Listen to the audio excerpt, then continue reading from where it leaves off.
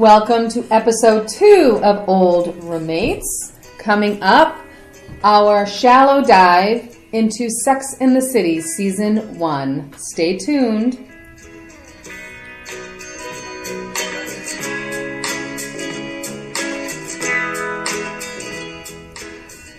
And welcome to Old Roommates, the only podcast that revisits pop culture through a middle-aged lens. I'm Brian Macefield. I am Christina Walsh. Welcome back. And Sex and the City. Yeah, so I guess before we get started, grab your Cosmopolitans and throw on your Jimmy Choos. And that was my failed attempt at sounding like we had Cosmopolitans. Oh, I know. You have a seltzer and I have a water. All right, that was a cheer. There we go. Cheers. And yeah, and we're gonna just dive right in. Yeah, so we were talking about the idea when we were talking about this podcast is that so many podcasts, when they talk about a certain subject, they do a very deep dive, and it becomes so granular that sometimes you're like, oh, I know all this. But we just want to really do a very shallow dive and kind of get right to it in a very general sense. And we'll take time to do some sort of deeper dives into parts. But we're not going to do a minute-by-minute replay because everyone's seen it. And if you haven't seen it recently, maybe this will encourage you to see it again. Sure. So, what are your immediate? So we just recently went, not together, but we recently revisited Sex and the City season 1. Right. So I think I was a bit surprised when it first came out. Although I was a little bit late in the game when I first started watching it back in the 90s, late 90s. It resonated quite a bit with me. I really enjoyed the show. I felt a pretty good connection. So there was a lot about it that was obviously different for me because I'd never lived in the city, and it's a TV show. Everything was a little bit more exciting. But I felt more of a connection to it because we were single and we were dating, and I hate to say I had quite a few dates that were very similar to some of the ones that Carrie and the girls experienced. So I definitely felt there was a connection there. And when we were thinking about going back and revisiting this, I felt like I would still have that same connection because I do feel as though I'm very much the same person, although I am married with child. Mm-hmm. And I was so surprised watching this season at how differently I looked at it. By the way, we have not talked about this. So if anyone's listening to this right now, this is the first time we're talking about this, and I think we're gonna say a lot of the same things it was so eye-opening. It was me. I remember watching this often with you Sunday nights, HBO, mm-hmm. and you would have to wait in the olden days for things to come on once a week. And I remember just getting so excited, by it. And I will say one thing: I think there is something different about watching it. Because I marathoned a lot of these episodes this time around. Sure. This time around, I watched probably 4 in a row, and then a few days I'd watch 4 more in a row. Mm-hmm. And when I watched it when I was younger, the first time, I did remember thinking Carrie was so cool mm-hmm. and fun and funny and effervescent and I want that energy and how alive she is. And right off the bat, I found her so annoying. Mm-hmm. I know. I felt the same way. And I don't know why. And I felt honestly the first thing that grabbed me, and I know that this is a formula that has worked in many, many ways on many, many shows, is that 4 girls, 4 mm-hmm. gal formula where there's the shy, yes. sort of naive one, there's the all business one, there's the, promiscuous one. Thank you. I was trying to think of that word. Fun-loving gal. And then the one that kind of holds them all together. Okay? Absolutely. So the most glaring part for me mm-hmm. was I couldn't get past the fact that they were friends. Yeah. And I thought to myself, these people would not be hang out. friends in real life. They wouldn't even want a conversation with each other. And I was thinking about other shows, at least somewhere like, say, The Facts of Life. It was the same formula, right? Yeah. With the 4 girls. But they all went to school together. They were sort of forced to be friends. Completely. Right? Same with the Golden Girls. Yeah. Right? Mother, daughter, and then friends. They right? shared the house. They shared the house. Because they had to. They had to. Yeah. But these women, they really had no reason to hang out with each other. Interesting. None. Yeah. So, I mean, I just couldn't get past that for the first few episodes. I'm like, why did I not see this before?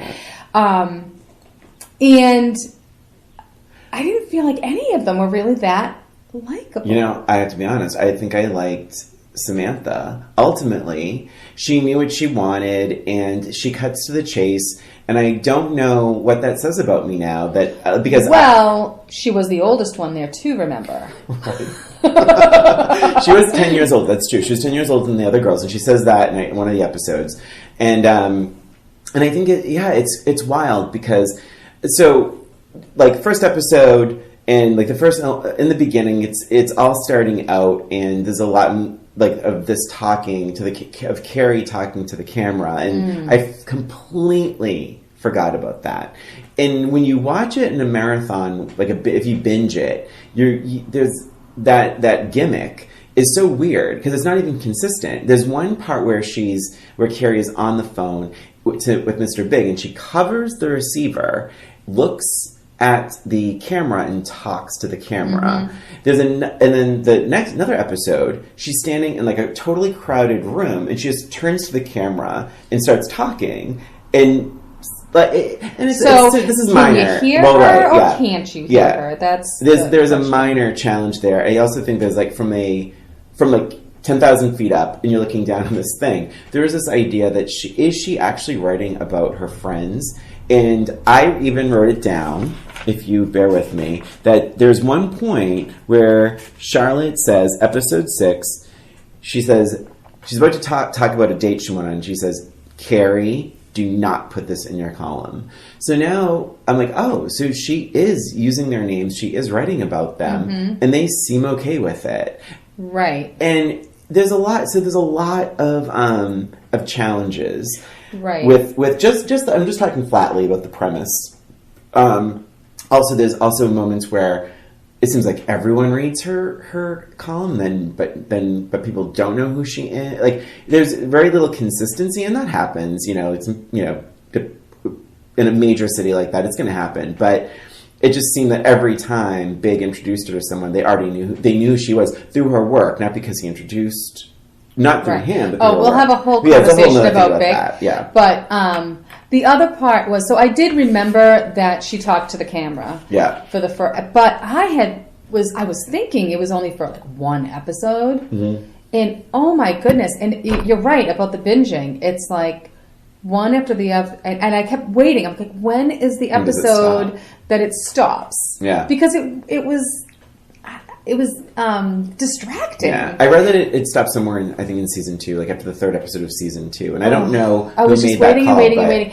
The other part that was really annoying was, and it did stop a little bit further, maybe halfway through the season 1, was when they were interviewing people. Yeah. Oh my god! It was also gross. It really not a single comment was nice. No, nothing. None of them were positive. And everyone was cheating on everyone. Like, there's the woman in the park that's like, da-da-da-da-da-da. And, like, it's almost like they were doing their Samantha impression. Like, right. Everyone was, like, trampy. There was one thing, and I had to tell you.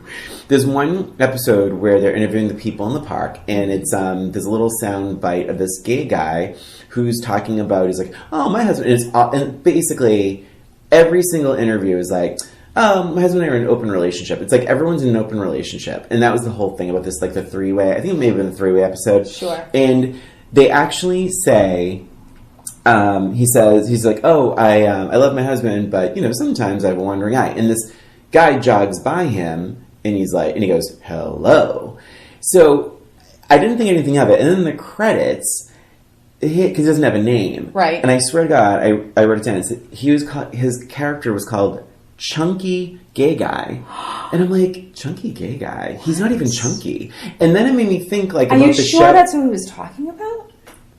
There wasn't another... Chunky, well, it was the only gay guy in the episode. So, like, and the fact that he used the word chunky to describe him, I'm like, what does this show have to say? Like, what are they, like, because there is this, like, sort of hyper-awareness. Like, in the first season, there's quite some scenes of yoga. They're always doing yoga or taking these walks and, like, all this kind of stuff and eating salads. And, like, there's a hint of, say, health and wellness. But then when they describe a character, they don't even give him a name. They just call him chunky gay guy. I was like, oh, what is this saying? Because I didn't find it, at least not by today's standards. Maybe were people chunkier in the late 90s? I don't think so. I don't know. And it's interesting that you would think that was a depiction of, like, a healthier lifestyle, because in the flip side of that, they're smoking, they're drinking like fish, they're staying up till God knows how long, and they're having probably unprotected sex. Yeah. And so for me, it almost seems like that's sort of a stereotype of how single women are. They're trying to be slim. They're trying to watch what they're eating, as opposed to us married people who are having cheese and crackers for lunch. So I don't know. It was interesting. Yeah. What parts did you relate to anything now? So I related to, I'll tell you this quickly. Yeah. I still, like, it made me nuts. Like, now I think it's funny with the, like, with the idea of being the married thing, with how married people treat their single friends. And now that I've been on the other side of it, it's like, I really don't treat my single friends differently. I love I don't think of my, I agree with you. Do you think of your single friends as, like, there's another way of entertaining? Like, I feel bad for them or something? Never. No, absolutely Never. not. And not even how I would entertain a single friend versus a married friend. Like, it's very weird. And I don't get that. And you know what? So I'm thinking right now about that episode with Miranda on the date with the modelizer. Yes. Yeah. Right? And they replay that scene with him with a bunch of different girls. Yeah. And I'm thinking to myself, do they really have that same conversation? Like, is this like a test for his date? Right. Like, it was weird. The dinner party. Yeah, the dinner party. Yeah. Isn't that strange? Anyways, but to get back to point about the singles versus married, I remember thinking when I was single, there was definitely a divide between married versus single. I felt like there was definitely sort of a pressure, and I don't know if it felt different as a guy, but as a woman in her, late 30s, I was fine being single. Like, you knew me. But I was fine with being single, but I felt like other people weren't. And I felt like that was something that I had in common with them when I watched the show back in the 90s or whatever. I felt like that was sort of a, that us versus them thing. And finally, us single ladies have a voice. Which was it's just so interesting. Yeah, and episode 3 is really what you're saying, talking about too, because there's that whole thing, and it's not the model episode. It's actually an episode where Miranda actually says, and I wrote it down, married people are the enemy. And I was like, whoa. And it's the same episode where Carrie is staying at her friend's house. And she he sees walks the out husband's naked. dick. Yeah. And that was the whole thing. And I was like, and that will maybe bring us down another path about dicks and laughter. But but what was great, and this was super relatable, because I think it happened to me and you when we would hang out and go to parties and stuff together, is that thing where you're talking to, and this happened in episode 3, that you're talking to a guy, and you don't really know them yet. It's like a new guy. Like, you're not on a date. You're at a party. And you're like, blah, blah, blah, blah, blah. And then suddenly, and this happens in gay culture, it happens in straight culture, their significant other emerges from behind them. Sure. And when you meet them, they say, oh, and in this episode, it was like, I think her name was Diane. I'm Diane, his wife. Right. And it's like, oh, and it's like, I do that now. But no, I'm kidding. But I remember those moments back then. I cannot say I'm so protective of my marriage that I would be like, who are you talking to, hon? Who are you talking to? We actually laugh about that. I mean, it's like, if we ever get flirt, I mean, God, people don't